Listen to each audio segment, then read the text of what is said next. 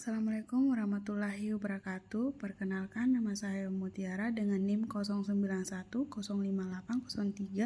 09105803222050. Pada kesempatan ini saya akan memaparkan secara lengkap mengenai mata kuliah Pemerintahan Nasional, salah satu mata kuliah inti dalam program studi ilmu pemerintahan yang sangat penting untuk kita pelajari sebagai calon birokrat, politis, akademis, atau pengambilan kebijakan di masa depan. Apa sih itu pemerintahan nasional?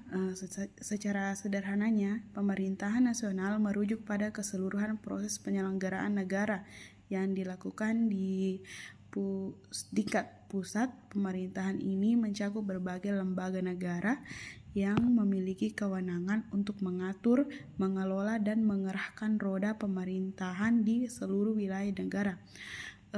Kemudian di Indonesia itu pemerintahan nasional dipimpin oleh presiden yang dibantu oleh wakil presiden dan para menteri serta didukung oleh lembaga-lembaga lain seperti DPR, DPD, Mahkamah Agung, Mahkamah Konstitusi, dan Komisi Yudisial. Nah, semua lembaga ini memiliki peran dan fungsi masing-masing yang saling berkaitan dalam sistem pemerintahan presiden. Tujuan makalah kuliah ini, mata kuliah kita ini bertujuan agar kita memahami kerangka dan dasar dan prinsip-prinsip pemerintahan nasional. Nah, mengetahui struktur dan fungsi lembaga-lembaga negara, menganalisis hubungan kekuasaan antar lembaga eksekutif, legislatif, dan yudikal, mengkaji peran aktor politik seperti partai politik dan birokrasi, menelan isu-isu aktual yang muncul dalam praktik pemerintahan seperti konflik pusat daerah, korupsi, atau kebijakan publik yang tidak merata. Topik yang dipelajari selama satu semester itu beberapa topik penting dalam mata kuliah kita ini, contohnya seperti konsep dasar pemerintahan.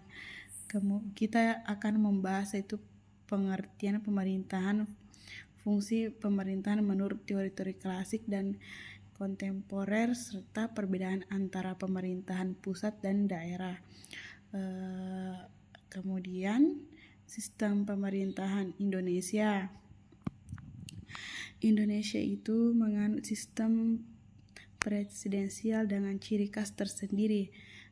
Kita akan belajar bagaimana sistem ini dijalankan, kemudian bagaimana perubahan secara reformasi memengaruhi hubungan antara presiden dan DPR, serta peran konstitusi dalam mengatur semuanya.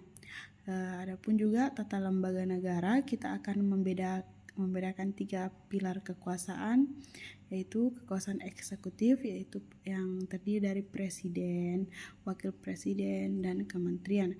Kemudian kekuasaan legislatif itu ada juga DPR dan DPD sebagai lembaga pembuat undang-undang. Adapun yudikatif terdiri dari Mahkamah Agung, Mahkamah Konstitusi, dan Komisi Yudisial sebagai penjaga konstitusi dalam hukum. Kemudian ada juga desentralisasi dan otonomi daerah.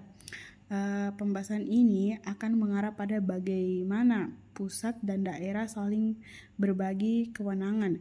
Kita akan mengkaji undang-undang pemerintah daerah, kemudian isu-isu timpangan antar wilayah serta konflik kebijakan antara pusat dan daerah.